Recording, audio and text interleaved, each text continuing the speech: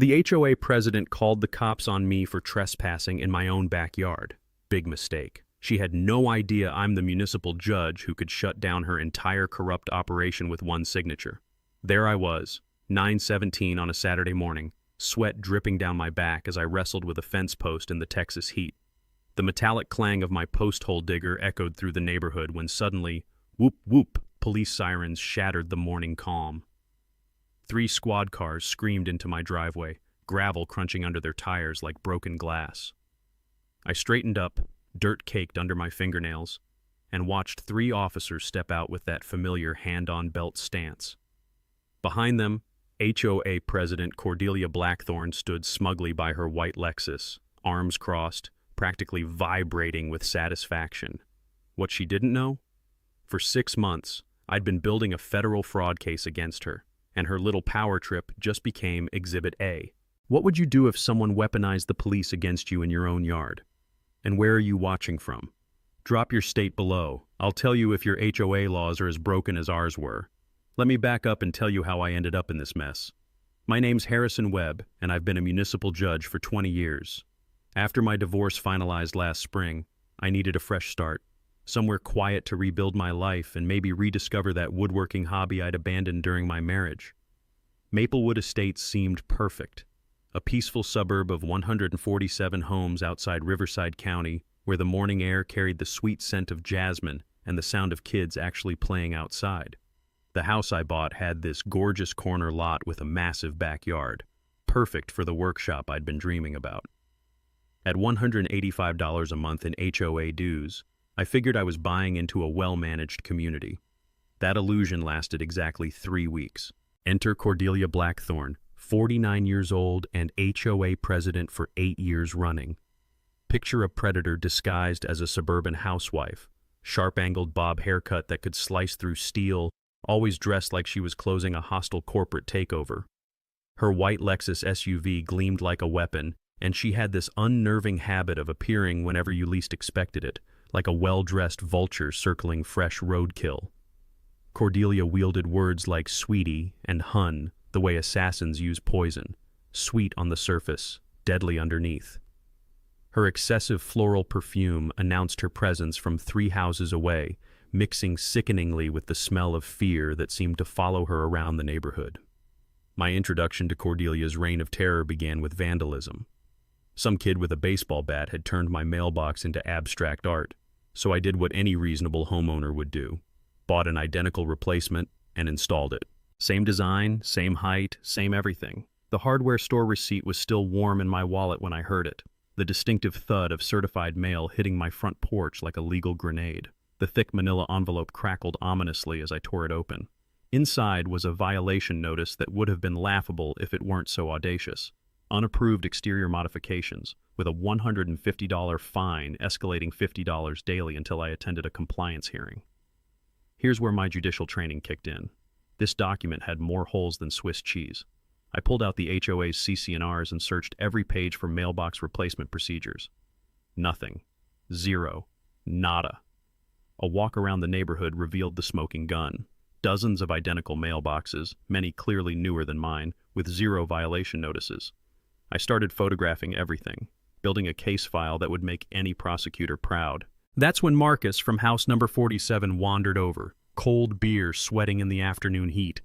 "Let me guess," he said with a bitter laugh. "Cordelia's marked you for destruction?" Marcus was an electrician who understood both circuitry and neighborhood politics. His horror stories about solar panel harassment, despite having every permit imaginable, painted a clear picture.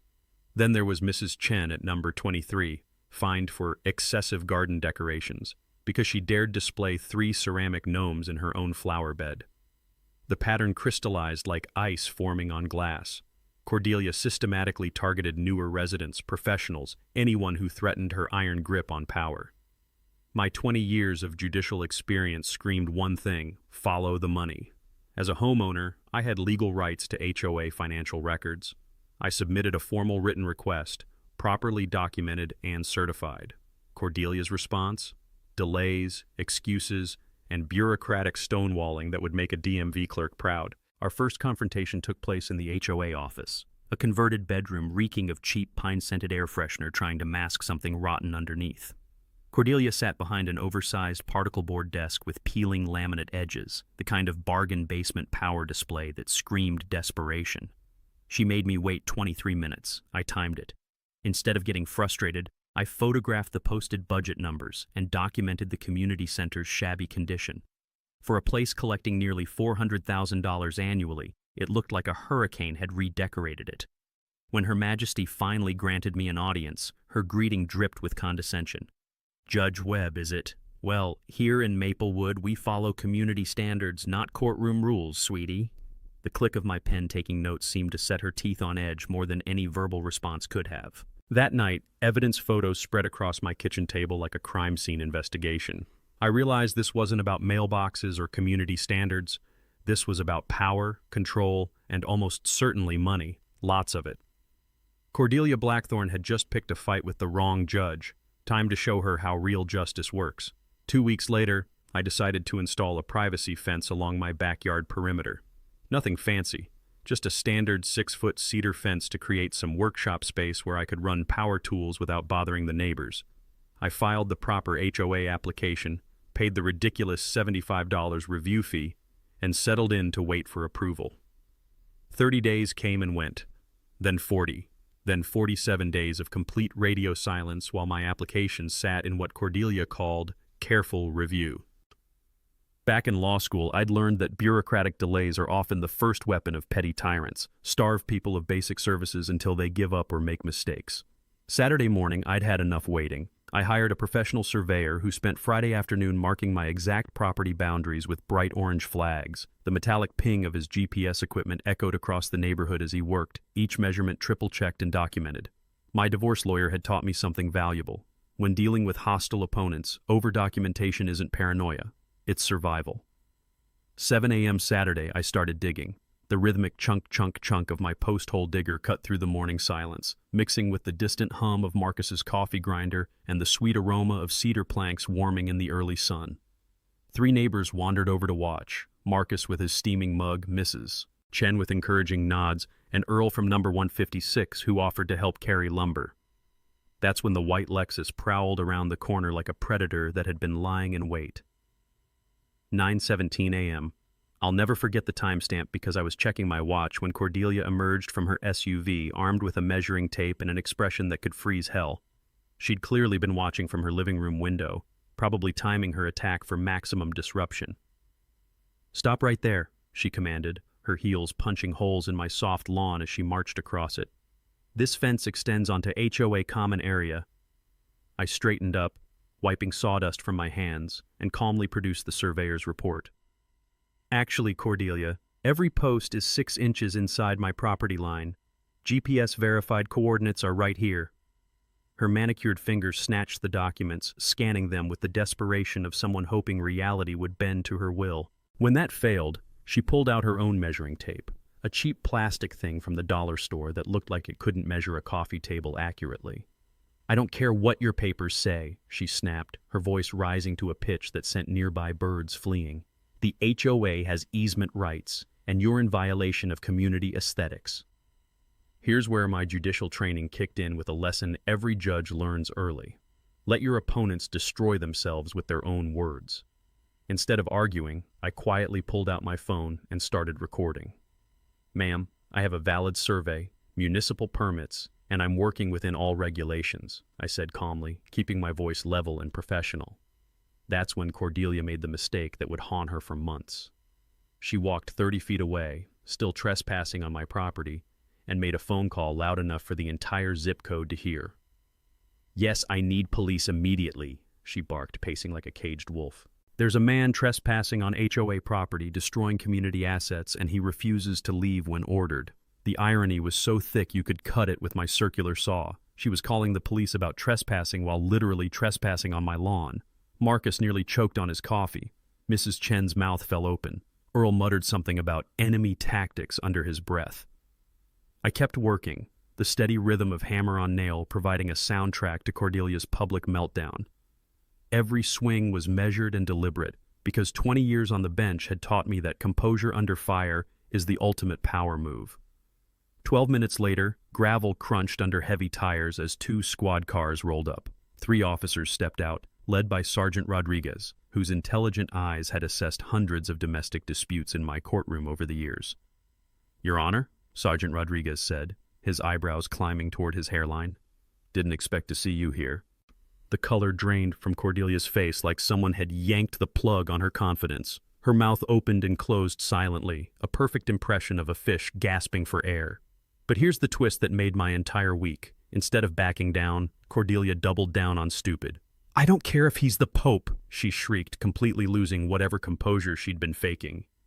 "He's violating HOA regulations and destroying community property." The officers exchanged looks that spoke volumes.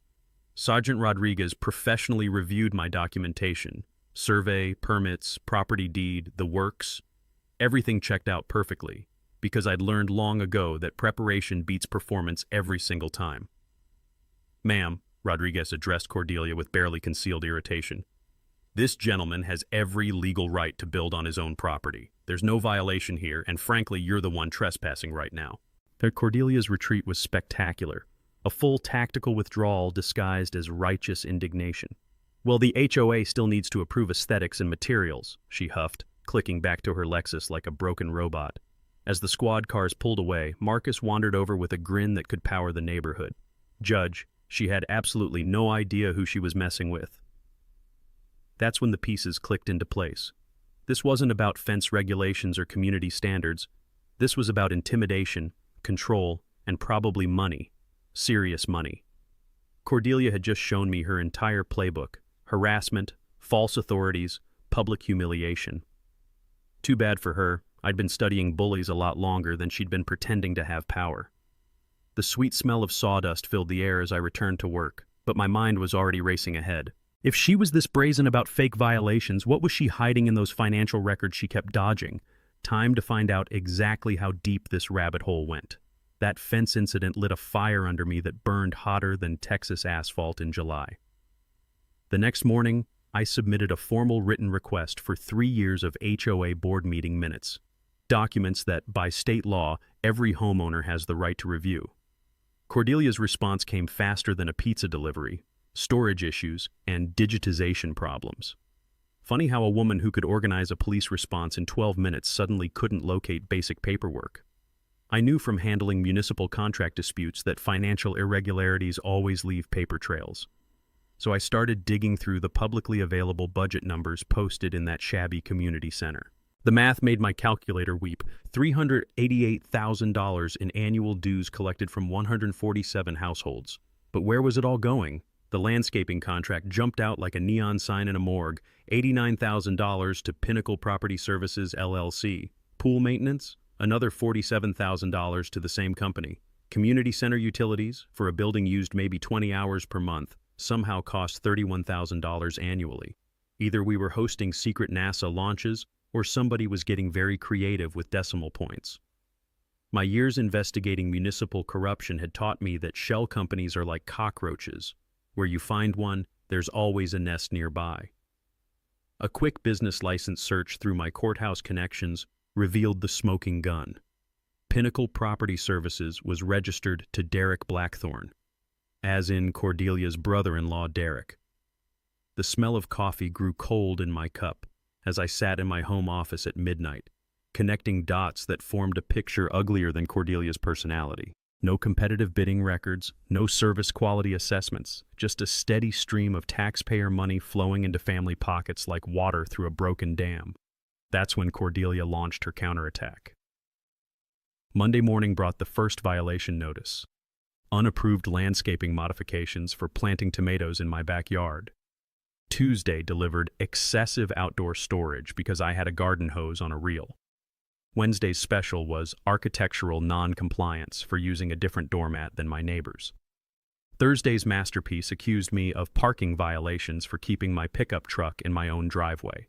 4 violation notices in 1 week. Total fines, $800, escalating daily like compound interest on steroids. But Cordelia wasn't done flexing her imaginary muscles. Anonymous complaints started flooding the city building department about my perfectly legal fence. False noise complaints hit the police department claiming I was running power tools past 6 p.m. when I was actually inside watching Netflix.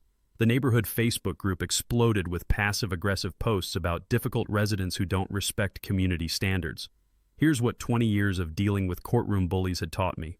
Document everything, stay calm, and let your enemies hang themselves with their own rope.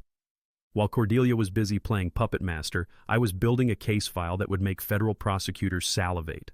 Time-stamped photos of identical landscaping throughout the neighborhood, no violations issued, screenshots of social media harassment, all traceable to accounts connected to board members. Recordings of increasingly unhinged voicemails from Cordelia, including one where she threatened to make my life a living hell until I learned some respect. The smooth screen of my tablet grew warm under my fingers as I swiped through evidence photos each night, building a digital fortress of documentation. That's when community support started emerging like flowers after a wildfire. Marcus shared his own violation horror stories over beers on his back patio, $100 in fines for solar panels that had every permit imaginable. Mrs. Chen brought homemade cookies and whispered about other neighbors too scared to speak up. A young couple from number 134 approached me at the mailboxes with haunted expressions. We're thinking of selling because the harassment never stops. The pattern was clearer than crystal. Cordelia systematically targeted newer residents, professionals, anyone who might question her authority or threaten her little empire. Then came the emergency board meeting. Cordelia called a special Thursday night session to discuss resident compliance issues. Code for, how do we shut up the judge? Only 3 of the 5 board members showed up at the community center, where the fluorescent lights buzzed like angry wasps overhead. I arrived with a folder thick enough to stop bullets, a legal pad, and a recording device. Perfectly legal in our state, something I'd verified during my prosecutor days. Cordelia's face went pale when she saw me walk in, but the other board members, Eleanor Vance, a retired teacher, and Bob Morrison, an insurance agent, seemed genuinely unaware of the harassment campaign. Agenda item 4, Cordelia announced with fake authority, property violations and enforcement procedures. That's when I played my hand. I stood up, opened my folder, and began presenting evidence of selective enforcement like I was arguing before the Supreme Court. Photos of identical violations throughout the neighborhood. Documentation of harassment patterns. Questions about the curious lack of competitive bidding for service contracts. Where exactly, I asked, my voice carrying the authority of 2 decades on the bench, are the records showing how Pinnacle Property Services was selected? And why does this company receive 65% of our annual budget without any oversight? Eleanor and Bob exchanged looks that could have powered small appliances. The sound of folding chairs scraping linoleum filled the uncomfortable silence as Cordelia scrambled for answers that didn't exist. But here's where she made her biggest mistake yet. Instead of damage control, she went nuclear.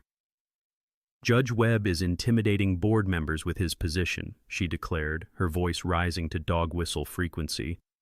I call for a vote to restrict his meeting attendance based on conflict of interest. Bob Morrison's insurance training kicked in. He smelled liability from 3 counties away. Motion dies for lack of a second, he announced firmly. The meeting ended with the sound of papers rustling and chairs scraping, but the real fireworks were just beginning. Because now I knew exactly how scared Cordelia was, and scared people make desperate mistakes. Time to see just how desperate she'd get. The morning after that disastrous board meeting, I woke up with the kind of clarity that comes from finally seeing your enemy's hand. Cordelia wasn't just corrupt, she was panicking. And panicked criminals make the kinds of mistakes that fill federal prosecutors' dreams. I spent the next week diving deep into state HOA oversight laws, digging through statute books that most people use as doorstops. What I found was a prosecutor's toolkit sharper than a surgeon's scalpel, powerful enforcement mechanisms, criminal penalties for embezzlement, and personal liability for board members who breach their fiduciary duties. My old colleague AD Patricia Valdez had built her reputation on white-collar crime. Time to give her an early Christmas present. The real breakthrough came when I requested HOA insurance records through my attorney contacts. Hidden in the maze of paperwork was pure gold, $23,000 in claims for landscaping damage that never actually occurred. The maintenance logs were fabricated, signatures forged, and the money had flowed straight into Pinnacle Property Services accounts like water finding its level.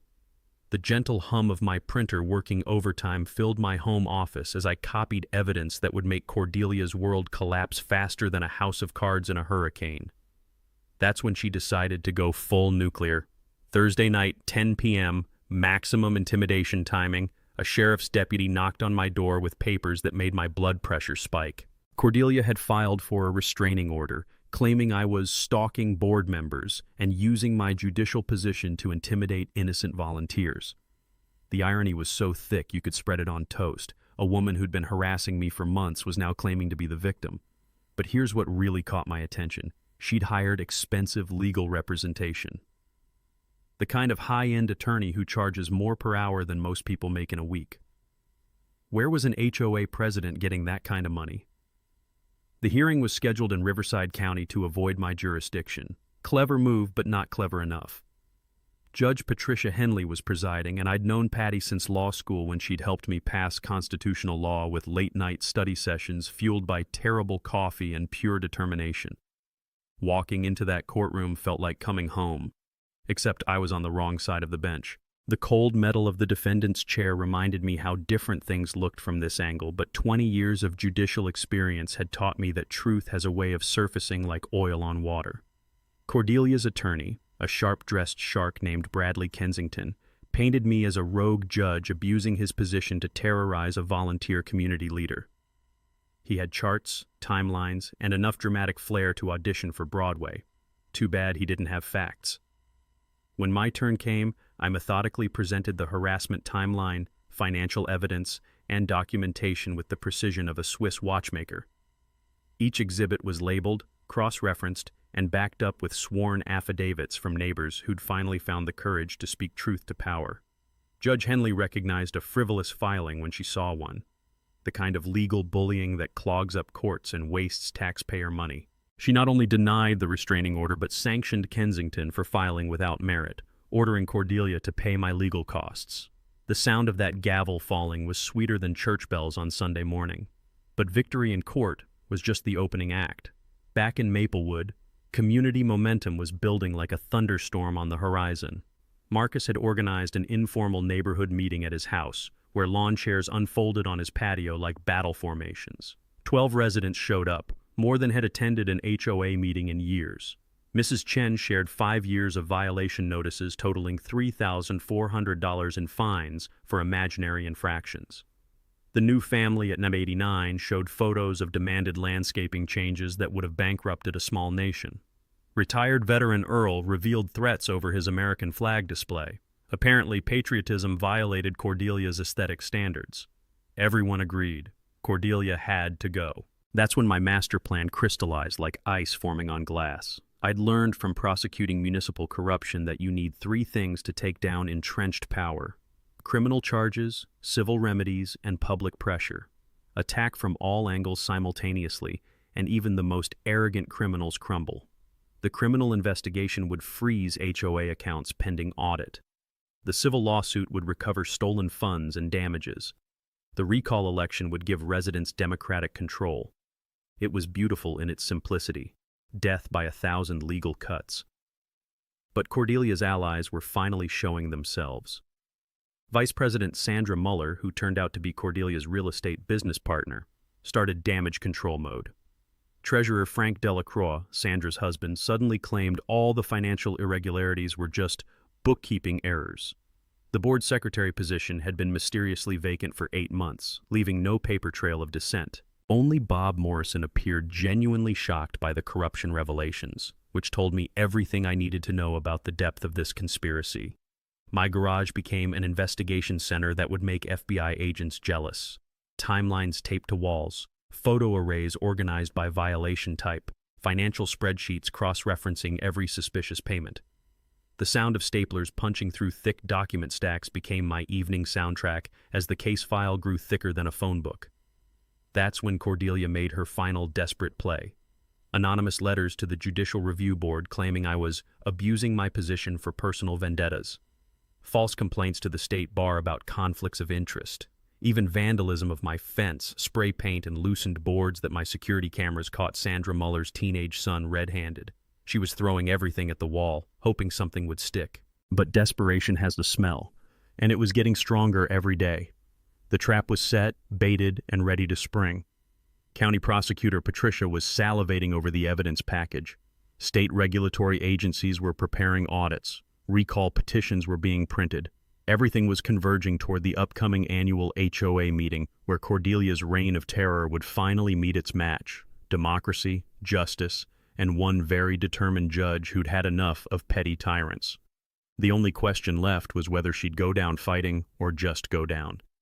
The breakthrough came at 2:47 a.m. on a Tuesday, when insomnia and righteous anger drove me back to the municipal archives. I'd been combing through the original HOA charter documents from 1987, looking for any leverage I might have missed. The musty smell of decades-old paper filled my nostrils as I turned yellowed pages under the harsh fluorescent lights of the county records office. That's when I found it, buried in Section 14. 3 of the original incorporation documents, written in the kind of legal language that makes normal people's eyes glaze over. Any board member convicted of fraud, embezzlement, or breach of fiduciary duty shall result in automatic dissolution of the entire board, with new elections required within 60 days under county oversight. My hands actually trembled as I read those words again. And again. The original developers had built in a nuclear option. One criminal conviction would trigger complete HOA restructure. It was like finding a hidden kill switch in the Death Star's plans. The beautiful part? Cordelia had no idea this clause existed. None of the current board members did. They'd been operating under amended bylaws that had conveniently omitted this particular bombshell over the years. I photographed every page with the reverence of an archaeologist documenting King Tut's tomb. This wasn't just evidence. This was the key to liberating an entire community. But the financial bombshell was even bigger. My accountant friend Janet had spent the weekend reviewing my evidence with the thoroughness of an IRS audit. Her findings made my fence violations look like jaywalking tickets. $127,000 in total embezzlement over 4 years, with money trails leading directly to Cordelia's personal accounts and property investments. The pattern showed criminal evolution, started with small overcharges, grew bolder with fake invoices, and eventually graduated to wholesale theft. Janet's analysis revealed something that made my prosecutor instincts sing. The embezzlement had accelerated dramatically over the past 18 months. Desperation, divorce proceedings, and a failing real estate market had turned Cordelia from a petty thief into a full-blown criminal enterprise. Sitting in my leather judicial chair that night, surrounded by evidence that could topple a government, I realized I held the nuclear option. One conviction would trigger complete dissolution. HOA insurance would cover resident reimbursements. Fraud victims would be protected. New elections would allow a complete community reset with proper oversight mechanisms. The smooth leather creaked under my weight as I leaned back, planning the endgame with the precision of a chess grandmaster. Every move from here would be calculated, documented, and devastating. What made this even sweeter was the intelligence network that had emerged like a resistance movement. Marcus's electrician contacts were revealing systematic overcharging for basic maintenance. Mrs. Chen's gardener friend had blown the whistle on landscaping invoice padding, work never performed but always billed. The pool company maintenance supervisor was ready to testify about fraudulent service claims that would make Tony Soprano blush. My phone buzzed constantly with new evidence tips, each message another nail in Cordelia's legal coffin. But the perfect storm was bigger than just my investigation. County Prosecutor Patricia Valdez was building her political career on cleaning up municipal corruption. A high-profile HOA case would be campaign gold. The state attorney general had just launched a statewide HOA fraud initiative after similar scandals in Dallas and Austin. Local news was investigating HOA corruption following reader complaints. Even better, it was election season, and every politician wanted to appear tough on the kind of petty corruption that drives voters crazy. The vulnerability I'd sensed in Cordelia was now crystal clear.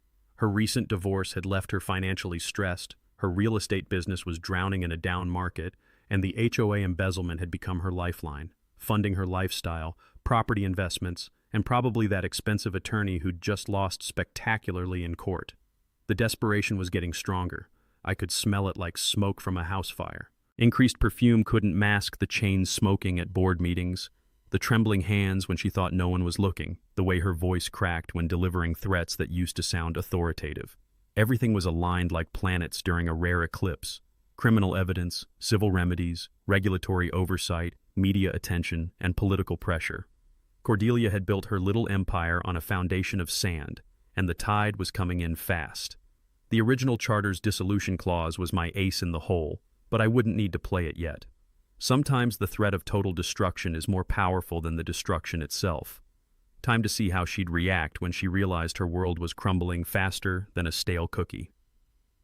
The morning after discovering that nuclear option in the charter, my dining room looked like a CIA operation planning the overthrow of a small country. Wall maps of the neighborhood showed violation patterns marked in different colored pushpins: red for harassment, blue for financial irregularities, yellow for selective enforcement.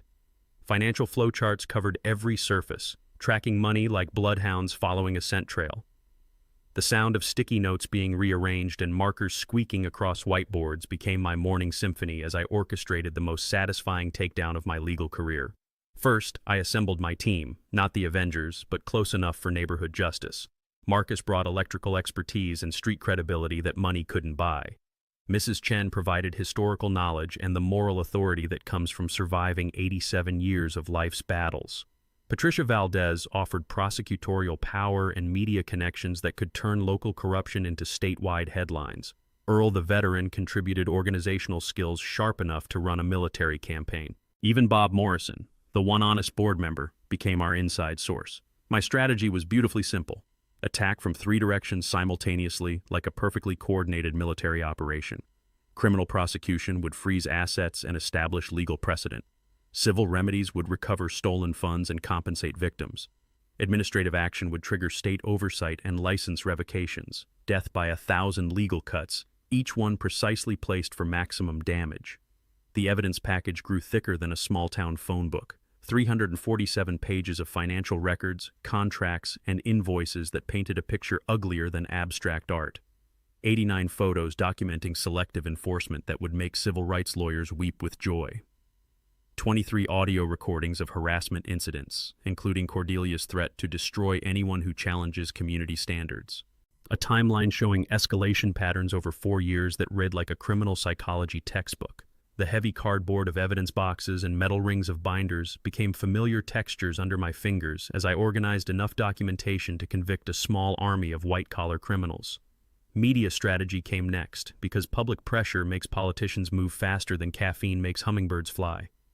Channel 7 investigative reporter Jennifer Kim was already sniffing around HOA corruption stories. Apparently, reader complaints had been flooding in like spring rain.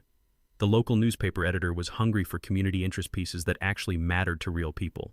Social media campaigns were planned around the recall election, with residents finally ready to tell their stories without fear of retaliation. The sound of keyboards clicking filled neighborhood living rooms as residents typed Facebook testimonials that would make Cordelia's PR problems look like a Category 5 hurricane. But the financial forensics was where things got truly beautiful. My CPA friend Janet had traced fund diversions through a shell company network more complex than a NASA launch sequence. Bank records showed personal expenditures from HOA accounts, spa treatments, jewelry purchases, and restaurant bills that would feed a small village. Property records revealed Cordelia's unexplained real estate investments, funded entirely by money that should have been fixing our community. From my prosecutor days, I'd learned that financial records don't lie even when people do. They're like digital fingerprints at a crime scene, impossible to completely erase no matter how hard criminals try. The recall election mechanics were surprisingly straightforward once you cut through the bureaucratic nonsense. We needed 74 signatures from 147 households, 25% to trigger the recall, 30 days for petition circulation, then elections within 45 days of a successful petition. Sample ballots were designed showing reform candidates who actually gave a damn about the community instead of their bank accounts. Community education became our secret weapon. Information packets explained HOA financial basics in language that wouldn't require law degrees to understand. Know Your Rights workshops at the community center taught residents how to request financial records, attend board meetings effectively, and document harassment like prosecutors building cases. Meanwhile, Bob Morrison was feeding us inside information that made Tom Clancy novels look boring. Cordelia was panicking over missing treasurer records that could expose years of additional fraud. Sandra Muller was attempting to alter historical documents like some kind of suburban Nixon. Frank Delacroix had consulted a bankruptcy attorney, apparently preparing for the financial apocalypse heading his way. Emergency board meetings were being called without resident notification, a violation of state sunshine laws that would add more charges to the growing pile. The smell of burning paper drifted from behind the community center one night as compromised materials were destroyed, but digital records are harder to kill than movie villains. Everything was backed up, encrypted, and stored in multiple locations like a distributed resistance network. Technology became our force multiplier. A professional website, Reform Maplewood HOA, went live with documentation that would make investigative journalists drool. Online petitions gathered electronic signatures faster than a viral cat video. Databases tracked every violation pattern, creating statistical evidence of systematic discrimination. Notification sounds from phones and tablets became the soundtrack of revolution as community support grew from dozens to hundreds of supporters across the county. But the legal trap was my masterpiece. Ethics complaints were filed against Cordelia's real estate license for conflicts of interest. Insurance fraud was reported to state regulatory agencies that took white-collar crime personally. Tax evasion evidence was forwarded to the IRS because nobody escapes the tax man, not even HOA tyrants. Every escape route was blocked, every ally neutralized, every financial resource frozen or monitored. The timeline was accelerating beyond my wildest expectations. Criminal investigations moved faster when prosecutors smelled political opportunity. Media attention intensified as the story spread through social networks like wildfire. Public pressure mounted as residents realized they weren't alone in their frustration. Cordelia's desperate attempt to move up the annual HOA meeting was her final mistake, rushing toward a confrontation she couldn't win, with an audience she couldn't control and evidence she couldn't suppress. The sound of staplers, copiers, and phones ringing filled my makeshift campaign office as final preparations fell into place. Every document was copied, every witness was prepared, every legal strategy was polished to courtroom perfection. Time to watch a petty tyrant learn what real accountability looks like. Desperation has a distinct smell, part fear, part flop sweat, part expensive perfume trying to mask the stench of panic. And Cordelia was absolutely reeking of it. The morning after our war room planning session, she called an emergency board meeting to remove me as a resident for conflict of interest. The logic was breathtaking in its stupidity. A homeowner couldn't investigate his own HOA because he lived there. It was like saying witnesses can't testify because they saw the crime. The community center's fluorescent lights buzzed like angry wasps as she banged her gavel in an almost empty room. Only Sandra Muller supported the motion. Even Frank Delacroix was smart enough to smell the liability. The meeting failed for lack of quorum, but watching Cordelia's face turn the color of overripe tomatoes was worth the wasted evening. That's when the Dirty Tricks campaign began in earnest. Anonymous flyers appeared on driveways overnight like toxic snow, claiming I was abusing judicial power to terrorize innocent volunteers. The cheap printer ink smudged under morning dew, leaving black fingerprints on every mailbox in the neighborhood. Fake social media accounts sprouted like weeds, attacking reform candidates with the kind of manufactured outrage that makes internet trolls proud. Robocalls targeted elderly residents with lies smoother than snake oil. Judge Webb is using his position to eliminate HOA protections for your property values. Mrs. Chen got 3 calls in one day before she unplugged her phone and marched over to my house with fire in her eyes and cookies in her hands. But Cordelia wasn't satisfied with character assassination. She wanted actual sabotage. Reform campaign signs vanished overnight, replaced by spray-painted messages that would make sailors blush. My mailbox was stuffed with threatening letters written in block print that screamed angry teenager with parental issues. Marcus found his work truck with 4 slashed tires in his driveway, which earned him a police report and a very expensive lesson in why security cameras are worth every penny. Speaking of cameras, mine caught Sandra Muller's 16-year-old son with a spray can at 2:47 a.m., tagging my fence with creativity that would impress graffiti artists, but not juvenile court judges. The kid looked exactly like his mother. Same entitled expression, same belief that rules applied to other people. Meanwhile, financial records were disappearing faster than evidence at a mob trial. The HOA office suffered a convenient burglary where only financial files were stolen. Apparently, thieves these days are very selective about paperwork.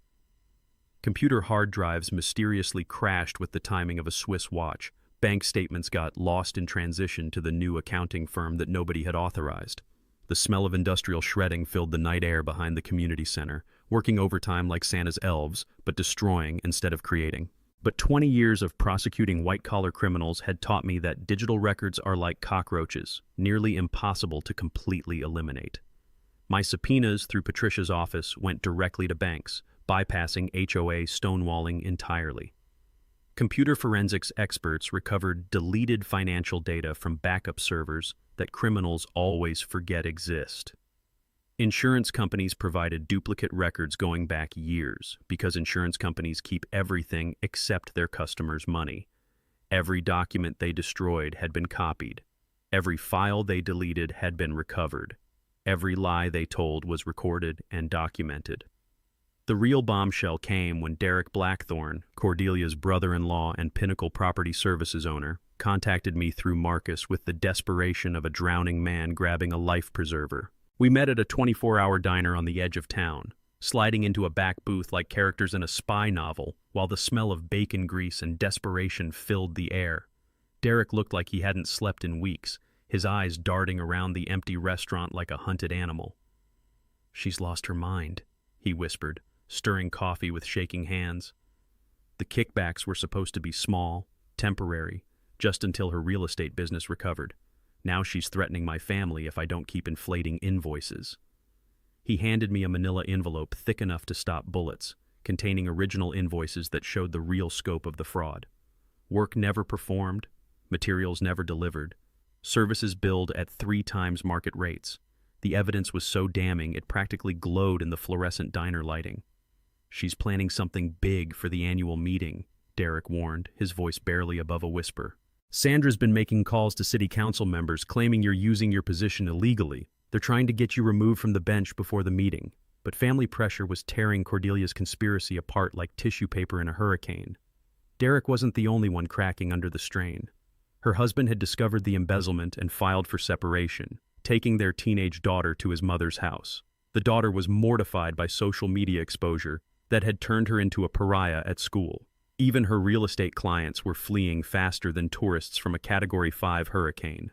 The sound of raised voices from Cordelia's house became neighborhood entertainment as her world collapsed in real time. Neighbors gathered at fence lines like spectators at a demolition derby, watching 20 years of marriage and business partnerships explode in spectacular fashion. Media attention was accelerating beyond our wildest dreams. Channel 7's investigation had expanded into a 5-part series on HOA corruption across the state. The newspaper ran daily exposés that made Watergate look like a parking ticket scandal. Social media campaigns reached 15,000 local residents and growing, with hashtag Maplewood corruption trending like a viral dance craze. The sound of news van generators humming outside the community center became our neighborhood's new soundtrack, drowning out the usual sounds of suburban tranquility. Law enforcement was escalating faster than a police chase. FBI financial crimes units had joined the investigation, bringing federal resources that made local prosecutors look like mall security guards. Asset forfeiture warrants froze Cordelia's accounts with the efficiency of liquid nitrogen. Real estate licenses were suspended pending investigation, cutting off her last legitimate income source. The texture of cold metal handcuffs was becoming very real as federal agents prepared arrest warrants with the thoroughness of Swiss watchmakers. Community support reached critical mass as 89 residents signed recall petitions, well above the required threshold. Reform candidates filed for board positions with platforms focused on transparency, accountability, and basic human decency. The Take Back Our Community rally was planned for the weekend before the annual meeting, complete with grilled burgers and the kind of patriotic fervor that makes politicians nervous.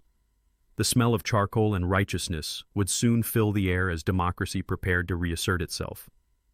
But Cordelia had one final desperate gambit, attempting to dissolve the entire HOA to avoid prosecution.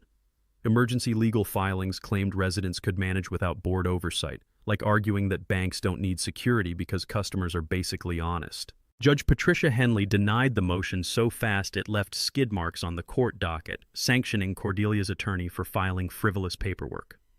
The evidence avalanche was reaching biblical proportions. Additional contractors came forward with kickback stories that would make organized crime jealous. Insurance fraud investigators found patterns of fake claims going back 6 years. Tax records showed unreported income that would make the IRS audit department positively giddy. The sound of my printer working overtime became the soundtrack of justice as evidence copies multiplied like rabbits in springtime. Everything was converging toward the annual meeting where Cordelia's reign of terror would finally meet its match: democracy, transparency, and one very determined community that had finally found its voice. The only question left was whether she'd surrender gracefully or go down swinging like a cornered animal. My money was on cornered animal. The federal grand jury indictment came down like a hammer of justice on a Tuesday morning that would forever divide Maplewood's history into before and after. 14 counts of fraud, embezzlement, and conspiracy against Cordelia Blackthorne. State charges followed like dominoes falling: insurance fraud, tax evasion, and breach of fiduciary duty. Her real estate license was revoked so fast it left digital skid marks on the state database. My phone buzzed constantly with news alerts that read like Christmas morning for justice enthusiasts. Cordelia's panic reached legendary proportions. She tried to flee jurisdiction with the grace of a wounded rhinoceros, getting caught at the airport with $47,000 in cash and a one-way ticket to the Cayman Islands. When that failed, she attempted to liquidate hidden assets that had already been frozen tighter than a politician's smile during election season. Her final gambit was begging residents for understanding and forgiveness in a rambling Facebook post that went viral for all the wrong reasons. The texture of smeared mascara and trembling hands became her new reality as the walls closed in faster than a trash compactor in a space opera. The media circus intensified beyond our wildest expectations. National news picked up the story as the perfect example of HOA corruption run amok. Suburban tyranny meets federal justice. I found myself on courthouse steps being interviewed as the judge who exposed neighborhood fraud, trying to maintain judicial dignity while internally celebrating like a kid at Christmas. Documentary crews requested access for investigative series about municipal corruption. The sound of camera shutters clicking became the soundtrack of accountability as reporters descended on our quiet neighborhood like well-dressed locusts with press credentials. But the real satisfaction came from community healing that started the moment Cordelia's arrest became public knowledge. The interim board appointed by county oversight immediately suspended all fraudulent fines. Residents received reimbursement checks from insurance companies with the efficiency of tax refunds in an election year. The smell of fresh paint filled the air as vandalized properties were repaired and community pride was restored. Sandra Muller and Frank Delacroix collapsed faster than a house of cards in a wind tunnel. Sandra pleaded guilty to conspiracy charges, her real estate empire crumbling like ancient architecture. Frank cooperated with investigators for reduced sentences, providing testimony that would make prosecutors weep with joy. The sound of for sale signs being planted in their front yards was sweeter than wind chimes in a gentle breeze. Derek Blackthorne's full cooperation became the gift that kept on giving. His complete financial records revealed kickback schemes more elaborate than Swiss watches. His testimony about inflated contracts and fraudulent billing would anchor the prosecution's case like concrete foundations. His cooperation deal proved that honesty really can be the best policy, especially when facing federal prison time. The reformed HOA board emerged like democracy rising from the ashes of corruption. I accepted the interim presidency with the same sense of duty that had guided my judicial career. Marcus became treasurer, bringing electrical contractor financial skills and working-class honesty to budget oversight. Mrs. Chen transformed into community liaison, her 87 years of wisdom finally getting the respect it deserved. Earl handled architectural review with veteran attention to detail that made military inspections look casual. Bob Morrison continued as secretary, now freed to actually serve the community instead of covering up crimes. New policies were implemented with the thoroughness of constitutional amendments. All contracts required competitive bidding with public oversight. Financial records were published monthly online with transparency that would make government agencies jealous. Violation appeals processes were established that actually protected residents' rights. Community input became mandatory for major expenditures because democracy works best when people participate. The State Judicial Ethics Review Board examined my actions with the intensity of forensic accountants auditing the mob. Their conclusion was unanimous. All actions fell within homeowner rights and legal professional conduct. They commended my use of legal expertise for community benefit, noting that fighting corruption was exactly what judges should do in their private lives.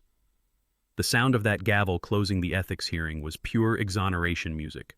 The ripple effect spread like waves from a boulder dropped in still water. Other HOAs across 3 counties requested my advice on reform initiatives. State legislature scheduled hearings on new oversight laws inspired by the Maplewood model.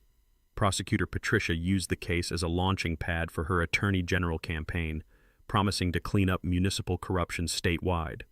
The texture of business cards from communities seeking help grew thick in my wallet as the movement spread beyond our neighborhood borders. But Cordelia's final desperate move proved that cornered animals really are the most dangerous.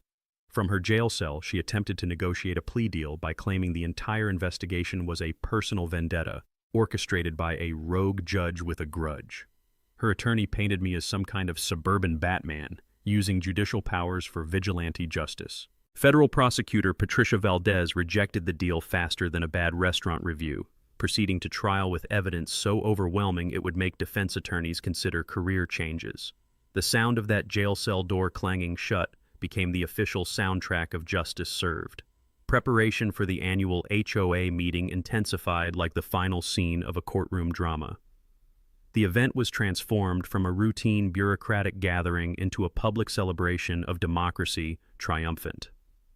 Media were granted access for transparency that would make government meetings jealous. All 147 households were personally invited to participate in real democracy, instead of the theatrical productions Cordelia had staged for years. The smell of coffee brewing in the community center mixed with the anticipation of residents who were finally free to speak truth without fear of retaliation. Security measures were implemented not to keep people out, but to ensure everyone could get in safely. The venue was expanded to accommodate record attendance expected for what local news was calling the most important HOA meeting in county history. But the most beautiful part was watching neighbors emerge from years of intimidation like flowers blooming after a long winter. Violation victims shared their stories without fear. Financial fraud survivors compared notes with the enthusiasm of support group members. Reform candidates stepped forward with platforms based on transparency and accountability instead of personal enrichment. The texture of petition signatures felt like democracy in action as residents reclaimed their community from the ashes of corruption.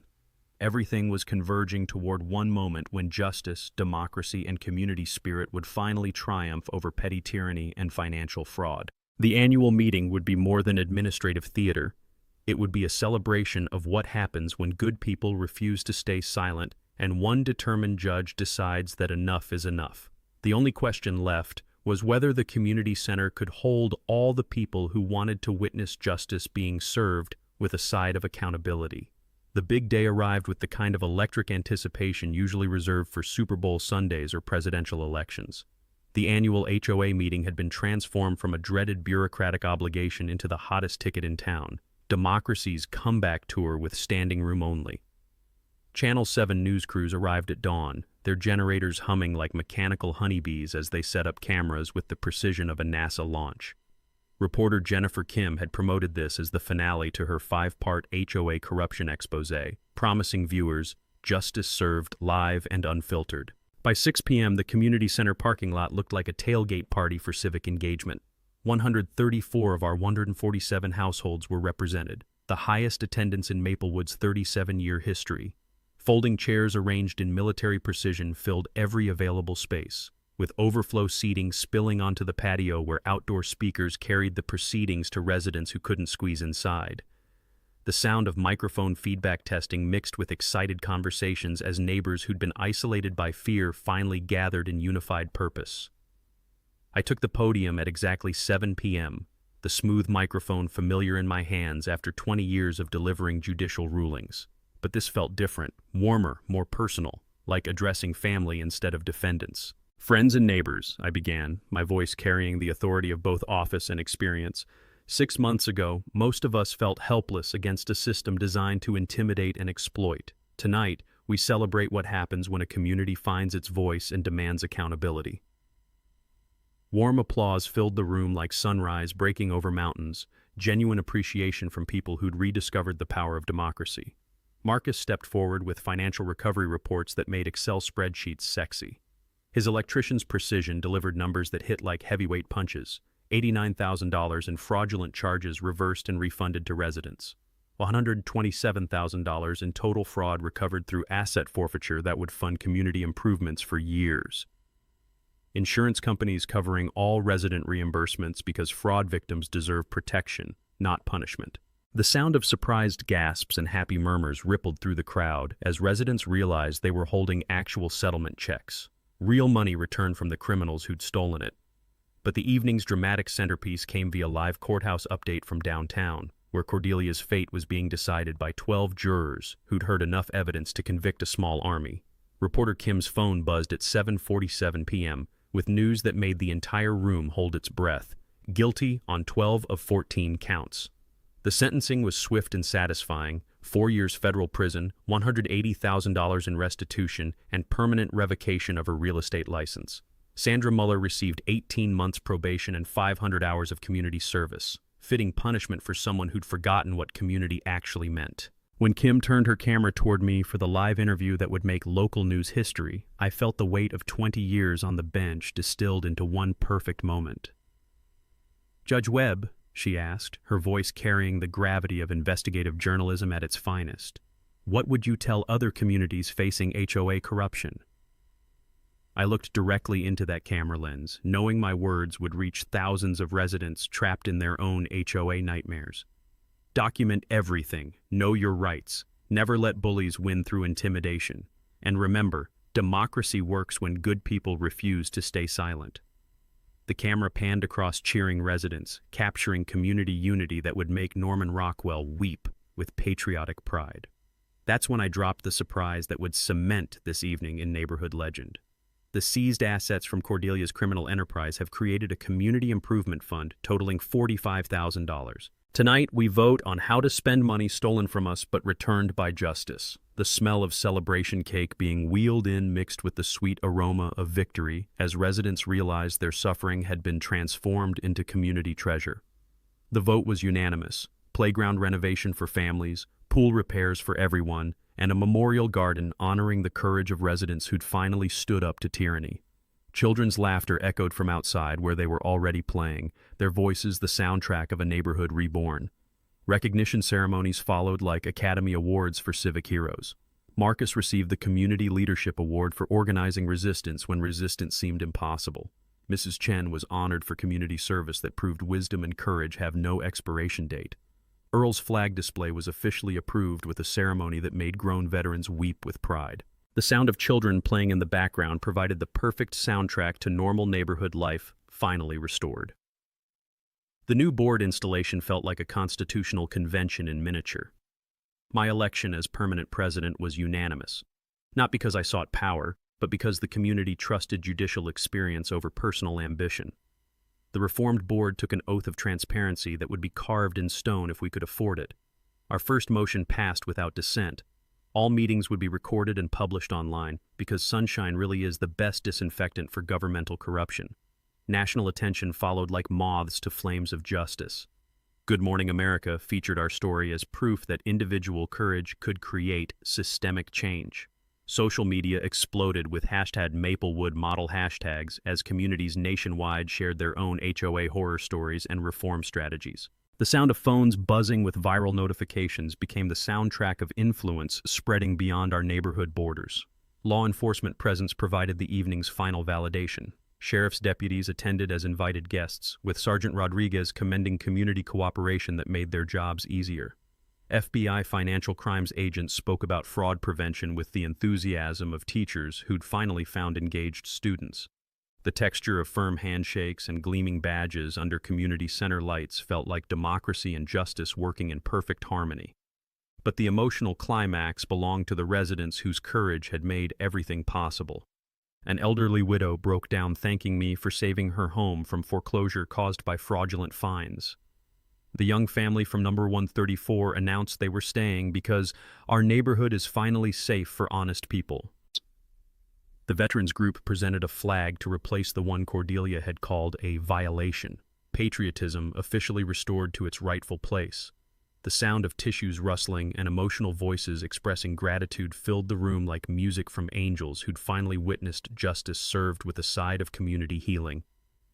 As the evening wound down and residents filed out with hope restored and democracy renewed, I realized this was what 20 years on the bench had been preparing me for, not just dispensing justice from behind a desk, but helping an entire community reclaim its voice and its future. Sometimes the best rulings happen outside the courtroom. 6 months later, Maplewood Estates had transformed from a cautionary tale into a beacon of hope that attracted visitors like pilgrims seeking proof that justice really can prevail. Property values increased 12%, not because of artificial restrictions, but because people actually wanted to live in a community governed by transparency instead of tyranny. The sound of children's laughter echoed from our renovated playground every evening, their voices mixing with the gentle splash of families enjoying a pool that finally served the community instead of enriching criminals. 0 frivolous violations had been issued since the new board took office, and our appeals process sat unused, a monument to fair governance that made residents feel protected instead of persecuted. Mrs. Chen's expanded community garden bloomed with flowers that filled the evening air with fragrances sweeter than any perfume Cordelia had ever worn. Her ceramic gnome stood proudly among prize-winning tomatoes, silent sentinels proving that personal expression and community standards could coexist beautifully. My woodworking shop had evolved into the neighborhood's unofficial meeting place, where the smooth grain of sanded cedar under my fingers provided therapy for 20 years of courtroom stress. The workshop became a symbol of creativity and productivity, everything Cordelia's regime had tried to suppress in favor of conformity and control. The ripple effect continued spreading like seeds on fertile ground. 23 communities across 4 states had requested consultation on HOA reform, turning our local victory into a regional movement. The Maplewood Act passed through state legislature with bipartisan support, strengthening oversight mechanisms and establishing criminal penalties for board members who betrayed their fiduciary duties. Prosecutor Patricia Valdez won her attorney general race in a landslide, campaigning on a platform of municipal corruption cleanup that resonated with voters tired of petty tyrants wielding imaginary power. Her victory proved that fighting for justice could be both morally right and politically smart. Individual courage really can create systemic change. One person willing to stand up can inspire entire communities to reclaim their voices and their futures. The Community Accountability Scholarship was announced at the local high school graduation ceremony, where the sound of applause for educational opportunity mixed with the sweet scent of possibility. $5,000 annually would support students studying law, public service, or any field dedicated to protecting communities from the kind of corruption we'd overcome. The scholarship honored every resident who'd found courage to speak truth to power, transforming their suffering into hope for future generations. Cordelia served 3 years in federal prison, where reportedly she worked in the law library helping inmates with appeals, perhaps learning what justice actually meant when you couldn't buy your way out of consequences. Her restitution payments continued under court supervision, every dollar a reminder that crime really doesn't pay in the long run. Her house sold to a young family with children who brought bicycle sounds and sidewalk chalk art to a street that had forgotten how to smile. Marcus's electrical business boomed as word spread about honest contractors who charged fair prices and delivered quality work. He employed 2 additional electricians from the neighborhood, proving that integrity could be both profitable and community building. The sound of power tools became the soundtrack of honest work rebuilding trust one job at a time. Mrs. Chen organized democracy and action workshops that attracted residents from across the county, her 87 years of wisdom finally receiving the platform it deserved.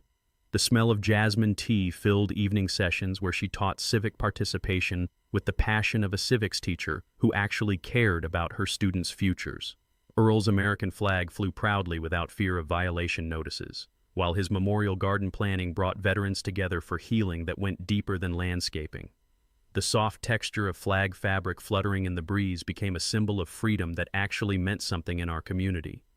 But the most satisfying victory was watching our neighborhood return to what it should have been all along, a place where families could build lives without fear, where diversity was celebrated instead of punished, where community meant cooperation instead of competition. My phone rang one Tuesday morning with a familiar sound that made me smile. Another community in distress, this time from a mountain town dealing with water rights corruption involving a management company that made Cordelia look like an amateur. Judge Webb, the caller said with desperation I recognized from my own experience 6 months earlier, "We've heard about Maplewood. Can you help us too?" The next adventure was calling, and I realized that fighting corruption had become more than a personal mission. It was a calling that combined my judicial experience with community service in ways that made both more meaningful. But tonight, sitting in my backyard workshop with the scent of cedar shavings and the distant sound of neighbors chatting over fences, I reflected on something that made all the effort worthwhile. Sometimes the system works exactly as designed, when good people refuse to stay silent and stand up for what's right. The community celebration continued in the background as another Tuesday evening painted our neighborhood in golden light, American flag waving gently in the breeze that carried the sounds of children playing and families living freely.